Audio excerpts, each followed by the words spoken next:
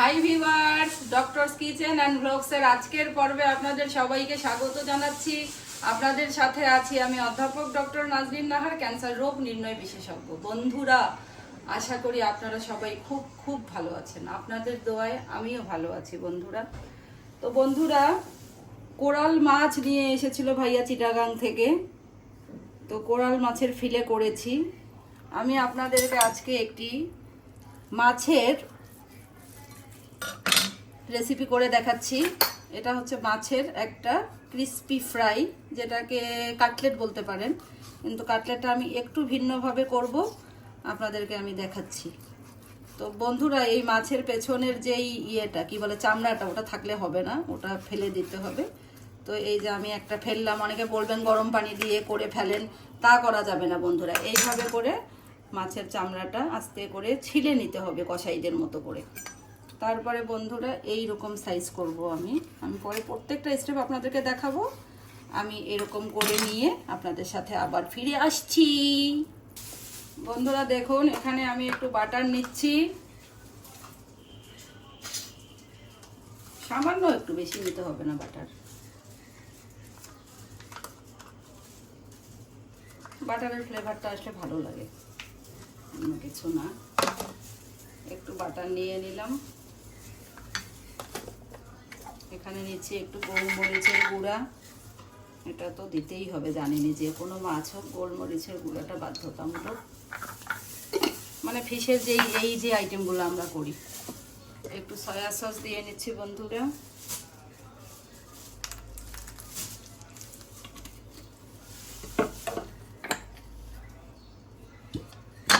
একটু গরম মশলার গুঁড়ি,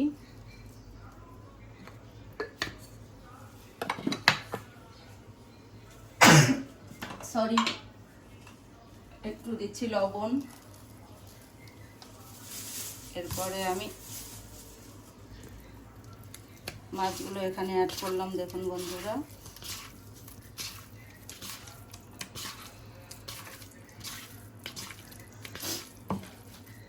আর এখানে হচ্ছে দিয়ে দেব লেবুর রস।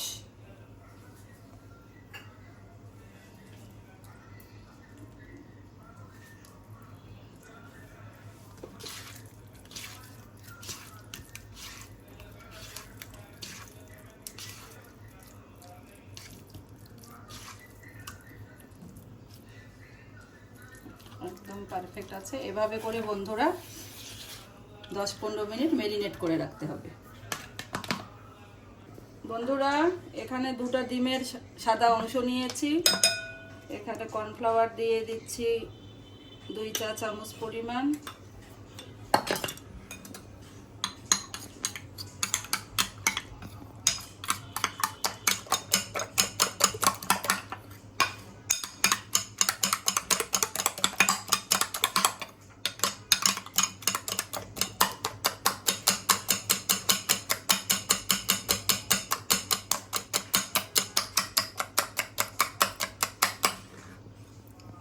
গোলমরিচের গুঁড়া দিয়ে দেব।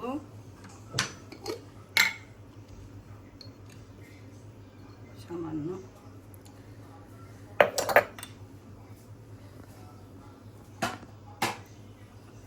এখানে রাখ, সমস্যা নেই। এখন এটা আর একটু নাড়ি।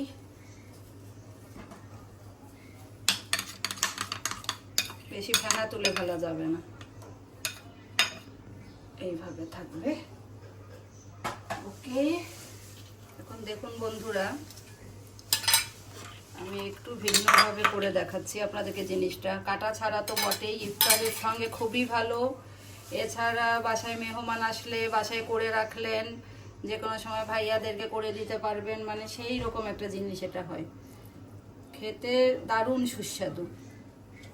যে কোনো কাটা ছাড়া মাছ দিয়েই আপনারা এটা করতে পারবেন।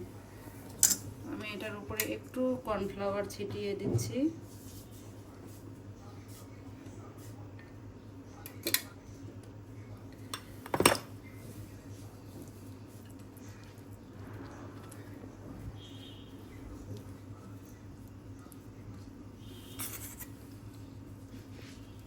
করে একটু কর্নফ্লাওয়ার দিয়ে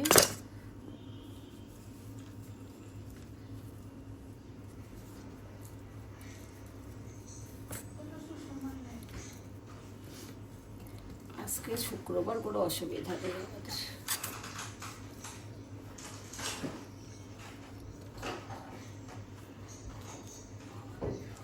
আমার এক মামা শ্বশুর আছেন, উনি এই ফিশের এই যে কাটলেটটা খুবই পছন্দ করেন, আমার হাতের বিশেষত। যে তুমি এটা কোথায় শিখলা করা?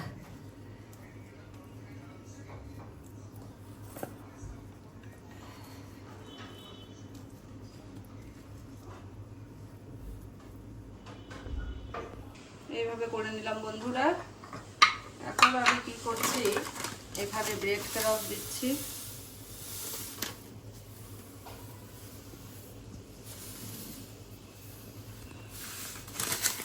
ব্রেড ক্রাম্বের উপরে একটু ধনেপাতা ছিটাই নেবেন।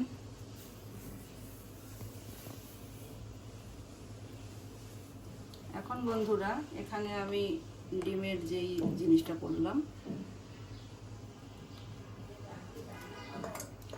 হাত অবশ্যই মুছে নেবেন।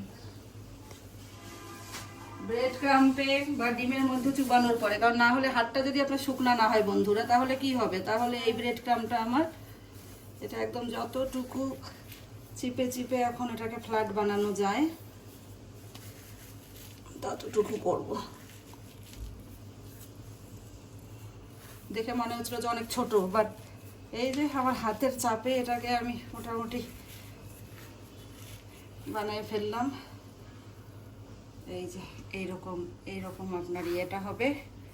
এবং এটাকে আবার কি করব বন্ধুরা, এইভাবে করে একটু চাপায় চাপায় সাইজটা আবার ঠিক করব।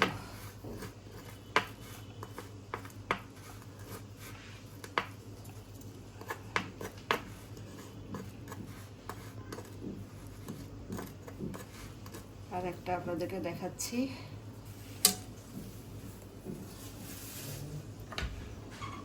প্রথমে ডিম আর কর্নফ্লাওয়ার মিক্সচারটাতে ডুবিয়ে নিলাম, হাত মুছে নিলাম, হাত শুকনা।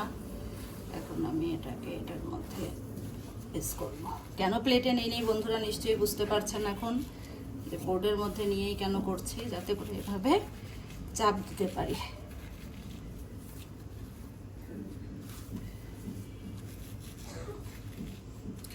এটা যে খেতে কি দারুণ হয় বন্ধুরা, এভাবে রেখে দিতে পারেন, কত সুন্দরই তো লাগছে। এভাবেও যদি রেখে দিতে চান নো প্রবলেম। ভাইয়া হয়তো থাকলে বলতো মার্ভেলাস, খুব সুন্দর। আপনাদের প্রতি আসলে বন্ধুরা কৃতজ্ঞতার শেষ নেই। আপনারা এত মনোযোগ দিয়ে চ্যানেল দেখেন, আমাকে কমেন্ট করে করে এত সুন্দর সুন্দর কথা লিখেন। দুই একটা বকাঝকা খাই তো ওটা তো মানতেই হবে, যে কোনো ভালো কিছুর জন্য পজিটিভ সমালোচনা এবং নেগেটিভ সমালোচনা দুটাই তো জীবনের জন্য দরকার আছে। হ্যাঁ, আর একটা কথা আগেও বলেছি বন্ধুরা, সবসময় এটা বলতে চাই যে আমি কিন্তু রান্নার লোক না, আমি চিকিৎসার লোক। শখে রান্না করি, আর আপনাদের সাথে সময় কাটাবো বলে এই একটু রান্না বান্না করি, আপনাদেরকে দেখাই আর কি। রান্না বান্না তো সবসময় করি। তো বন্ধুরা এভাবে এগুলো করে নিচ্ছি আমি। বন্ধুরা এখন ভাজতে চলে যাচ্ছি। তেলটা গরম হয়েছে একদম সঠিকভাবে।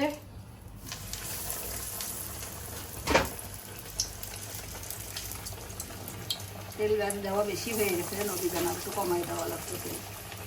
আজকে দিই তেলটা, দাদা কমাই দিছি জাল একেবারে।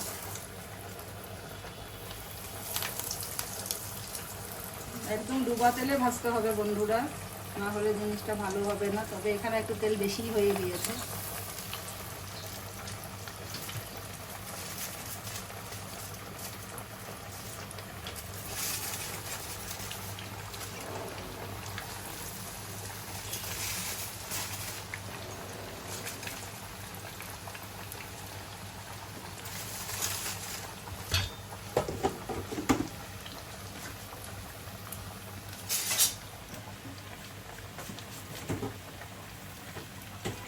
এটা যেমনই সুস্বাদু, তেমনই স্বাস্থ্যকর, তেমনই ক্রিস্পি বন্ধুরা।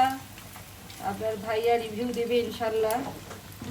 আর আপনারা এটা অবশ্যই খেয়ে জানাবেন। এভাবে করে যে কোনো ধরনের কাটা ছাড়া মাছের রেসিপি আপনারা করতে পারবেন। কোরালটা দিয়ে ভালো হয়, ভেটকি দিয়েও হবে, কোরাল দিয়েও হবে।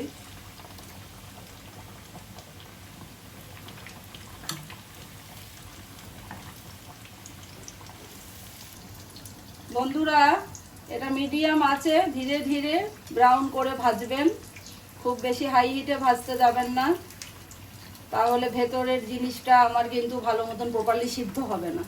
আর বাইরের কালার যদি আগেই বেশি ডার্ক হয়ে যায় তাহলে তো নামিয়ে ফেলতে হবে, জিনিসটা দেখতেও ভালো হবে না। তো আমার মোটামুটি এটা ভাজা কমপ্লিট, আমি এখন তুলে ফেলবো। একটা টাওয়েল পেপার বিছিয়ে নিয়েছি, টাওয়েল টিস্যু।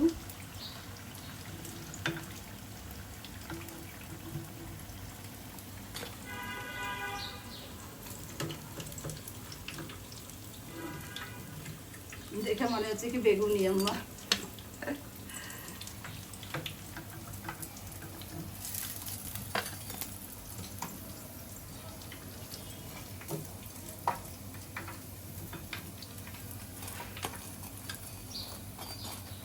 তো এটা আমার তৈরি, খাবার টেবিলে গিয়ে আপনাদেরকে এটা রিভিউ দিব বন্ধুরা।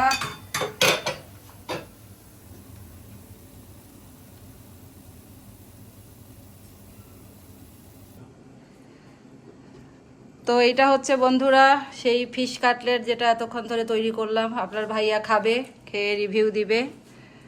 দেখেন, খেয়ে দেখেন কি অবস্থা। খাওয়া ইতিমধ্যে শুরু করে দিয়েছি। আচ্ছা দেখেন, খেয়ে দেখেন।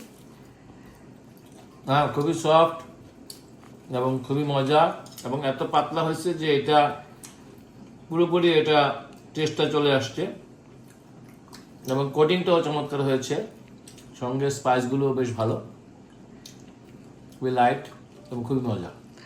আচ্ছা বন্ধুরা, এভাবে ফিশ কাটলেটটা আপনারা ট্রাই করবেন। অনেক বাচ্চারাই ফিশ খেতে চায় না, আমার মনে হয় এভাবে দিলে তারা পছন্দ করবে। ইফতারের সাথেও এটা খেতে পারবেন, অন্য সময়ও বাচ্চাদেরকে করে খাওয়াতে পারবেন। তো বন্ধুরা সবাই খুব খুব ভালো থাকবেন। ভিডিওটি ভালো লেগে থাকলে লাইক দিবেন, আমার চ্যানেলটি সাবস্ক্রাইব করে আমার সাথেই থাকবেন। সবাই খুব খুব ভালো থাকবেন। আল্লাহ হাফেজ।